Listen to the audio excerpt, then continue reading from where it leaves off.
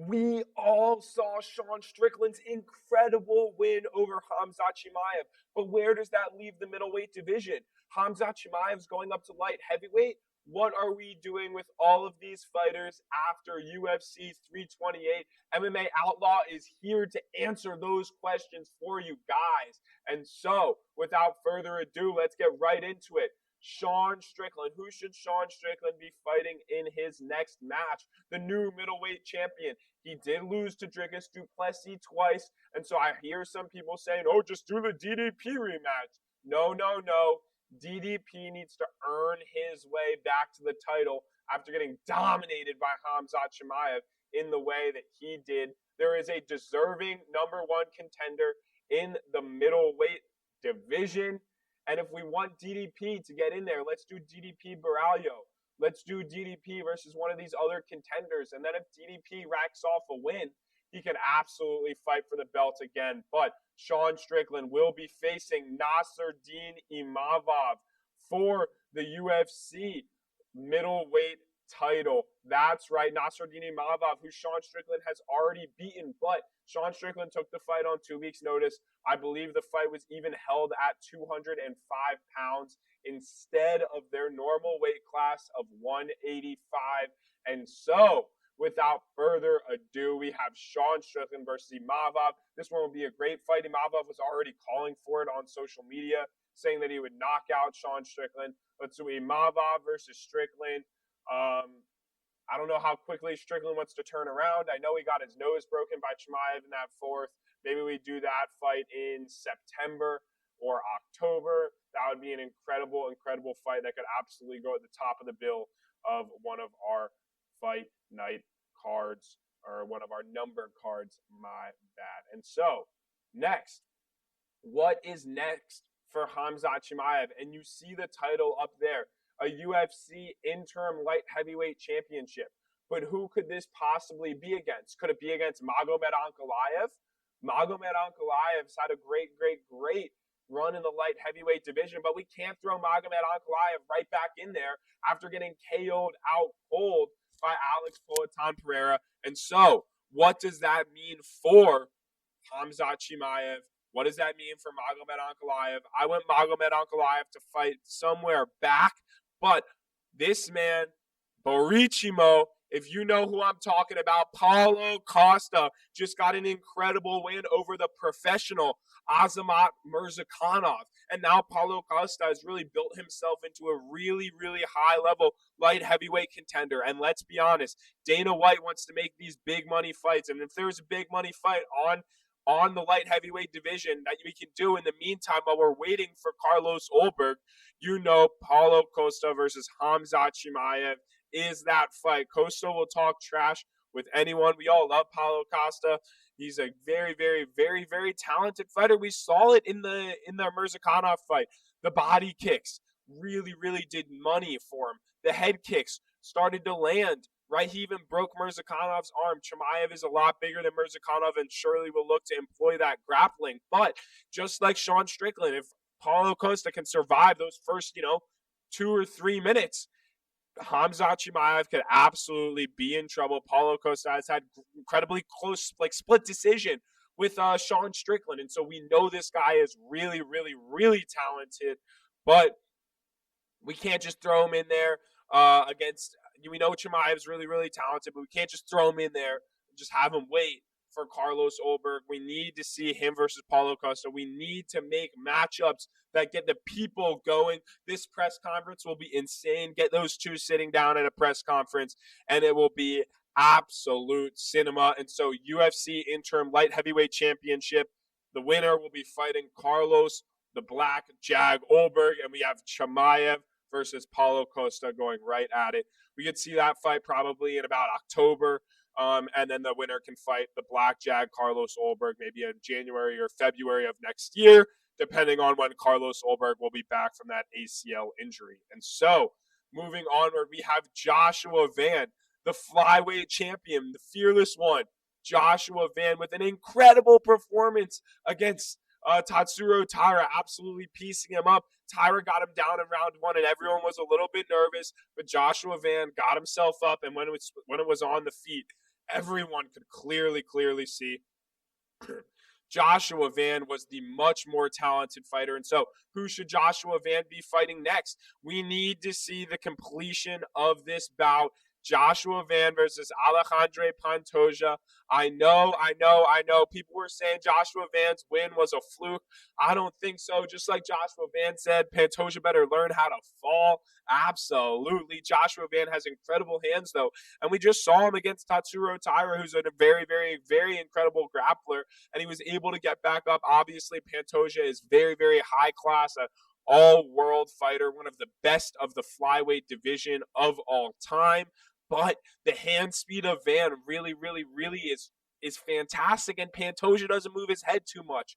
And so this one, we got to see it just to see is Joshua Van the real flyweight champion. We saw his first title defense. He looked very good against a grappler, and so we'll go right back into another training camp against another grappler in Alejandro Pantoja, and this one will be a fan favorite. The flyweights are mustering up a lot of steam. Manel Kape, Koji Hiraguchi, right? Loner Kavanaugh, Brandon Royval put on an incredible scrap with Joshua Van. Steve Erceg, Tim Elliott just had a great fight. The flyweights are really putting on for the UFC right now. It's an incredible division to watch, incredible skill, and this fight would be a very high skill matchup as well. And so, moving on to the loser of that fight, Tatsuro Taira.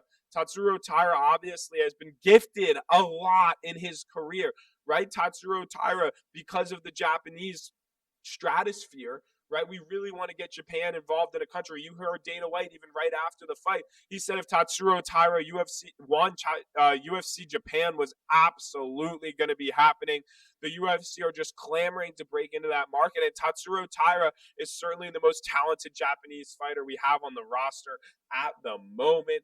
But even with that being said, he did not look good against Joshua Van. We've seen him lose before to Brandon Royval as well. He has no head movement. He really would like to see him improve on his striking. He obviously has very good grappling, but if he can't get his grappling off, what does he become?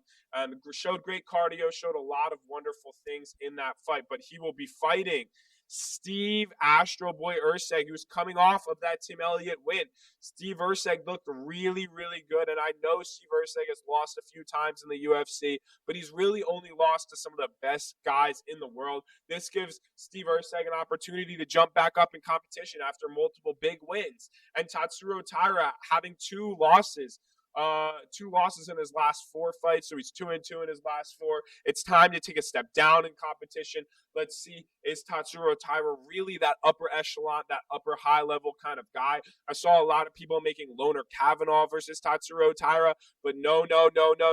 Loner Kavanaugh is fighting Brandon Royval in what will be an incredible strikers fight. Oh boy, would that be cinematic. And so we have Tatsuro Taira versus Steve Erceg is the fight to make here.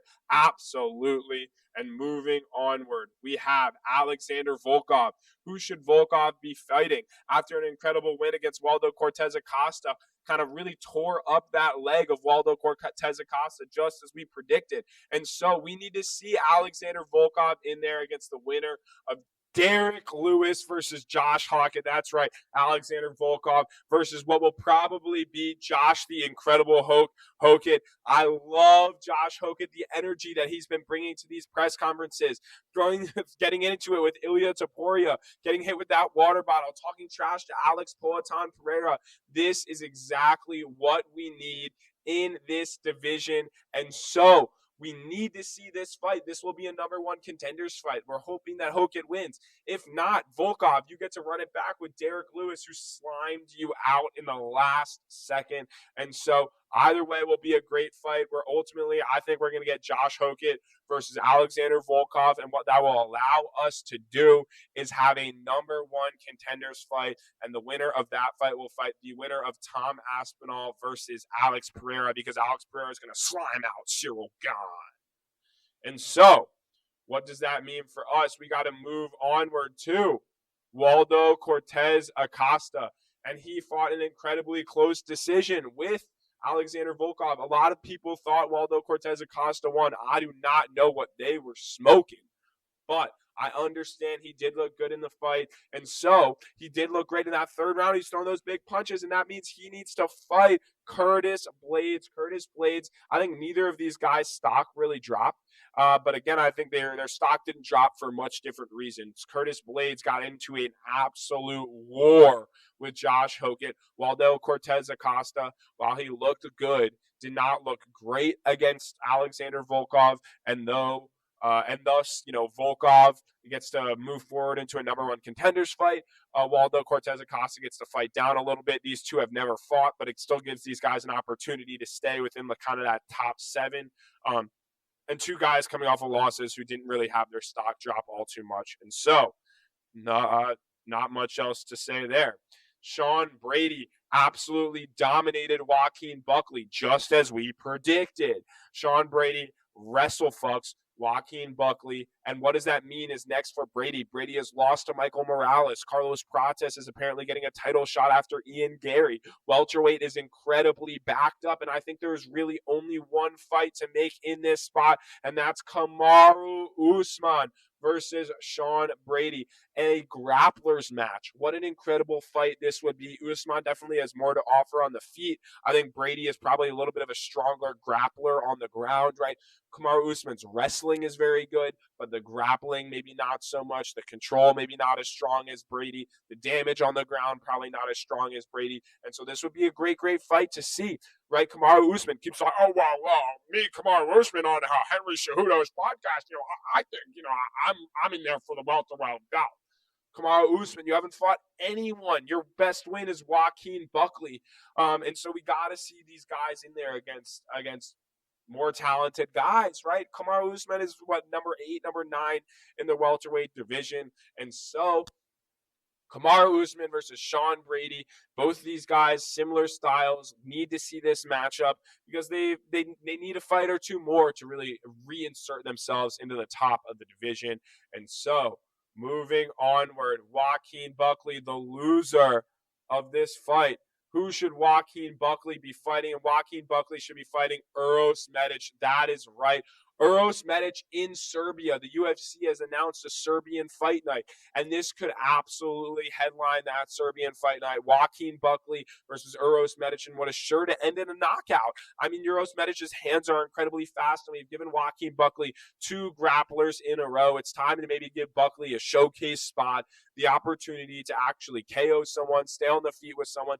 And I think the problem is Uros Medic might have better hands than Joaquin Buckley. And so this would be a great fight to headline the Serbia card. Well, we have number 9 in the welterweight division versus number 13 and a Serbian himself in Uros Medic. This one will sure to be a fantastic fight. And so have Joaquin Buckley face off against Uros Medic. Abso-freaking-lutely. Bobby the King Green. I'm not calling you that. You're facing Dan Hooker, baby. Put him in there against the Hooker. Dan Hooker is a very, very talented striker, and Bobby Green has rattled off 3 wins in a row. It's time we give Bobby Green the opportunity to showcase his talent. I know we like to build up these older guys and have them fight the younger generation so we can showcase the younger generation, but just tell me from a pure entertainment standpoint that this would not be a fight that you would love to watch, because Dan Hooker always brings his A game. He's always going at it. Bobby Green, man, that KO win over Daniel Zellhuber, was able to submit Jeremy Stevens, right? Has looked really, really, really good. Beat Lance Gibson Jr. He's on a 3-fight win streak in the lightweight division against really good unranked fighters. And Dan Hooker has lost his last few. And so I think it's less so about where they are in their careers and like, oh, well, Dan Hooker's lost a few, Bobby Green's won a few, and just the fact that, like, if you put this on any pay-per-view card, this is guaranteed to be an entertaining fight. You know Bobby Green, Robert, will not let you down, and Dan Hooker always comes to scrap. And so this one has got to happen. UFC, please. Mick Maynard, Hunter Campbell, Sean Shelby, Dana White, lock in, make Bobby Green versus Dan Hooker. And so, moving onward, Ateba Gutierrez should be fighting Marvin Vettori. It's time that Ateba Gutierrez gets a step up in competition. Marvin Vettori is just below the ranked fighters at middleweight. He has not looked very good in his most recent fights. He has horrible striking defense. He doesn't move his head. but he's just kind of a block man, and he just moves forward, and he's not bad. And that's exactly what we want to see Eteba Gutierrez against, right? What can Eteba Gutierrez do over 3 rounds? Is he able to KO a guy like Marvin Vettori? That would be incredible. Vettori has never been KO'd. And so I think this is exactly the fight that needs to happen. Eteba Gutierrez got to get a step up in competition. We've been babying him a little bit too much, and a step up against Marvin Vettori seems just right. And so, Eteba Gutierrez versus Marvin Vettori, that is certainly the fight to make. And lastly, Yaroslav Amosov with a great submission win over Joel Alvarez. That arm triangle was nasty, and so we need to see him against Jack Della Maddalena. I know what you guys are thinking. JDM's coming off of that great fight with Carlos Brontes. He just had a title. Armasov deserves this jump up in competition. He'll be ranked number 12 or number 13 or number 11 come Tuesday once the matchmakers get back in the room and redo the rankings. And I think it's only right that Armasov gets a huge jump up in competition. He has looked incredible against Neil Magny and against Joel Alvarez. And it's time that we see, did JDM really fix some of his issues with the grappling? Because if JDM is able to keep this on the feet, Armasov is going to get boxed the damn brains off of him. But if Armasov is able to get this to the ground, it's going to show us how good Armasov really is, because JDM has been tough to get down by guys that aren't named Islam Makhachev. And so this really will be a big test for both these guys. JDM coming off of 2 straight losses, he's going to have to get thrown right back in there against someone who's very talented, and he needs to fight down. I think this will be a huge opportunity for Armasov, really get him up into the rankings. It would be this win and maybe one more to compete for a belt, because he looks very good, and there's a huge market for him. The Ukrainian market, I think this should happen probably on the Serbia card. If you can't get these guys on the Serbia card, we can do it later in the year. I know JDM took a lot of damage, but I think this is the fight to make. And so, without further ado, we'll speed run through all the fights we've made. Obviously, Armasov versus JDM. We had Eteba Gutierrez versus Marvin Vettori. We had Bobby Green versus Dan Hooker. We had Joaquin Buckley versus Uros Medic headlining UFC Serbia. Sean Brady versus Kamaru Usman. Absolutely. Waldo Cortez Acosta. Oh my God. Waldo Cortez Acosta versus Curtis Blades. Alexander Volkov versus the winner of Derek Lewis versus Josh Hokett. Loner Kavanaugh, or not Loner Kavanaugh, my bad. I said not make the Loner Kavanaugh matchup. I hear a lot of people talking about that. But Steve Ersteg versus Tatsuro Taira. Pantoja versus Joshua Van. Khamzat Chimaev versus Paulo Costa for the interim light heavyweight belt, and Sean Strickland versus Nasruddin Imavov. Those are all the fights to make after UFC 328. Let me know what fights you would make in the comment section. Let me know which fights you think guys would win. Let me know your thoughts on UFC 328 and the matchmaking after it in the comments. And again, make sure you smash that like and subscribe button. We're on the road to 100 subscribers. I believe we're at 99 right now. And so let's get ourselves there at ASAP Rocky. And as my boy UFC Lay says, make sure you keep your eyes to the sky, never glued to your shoes. Peace.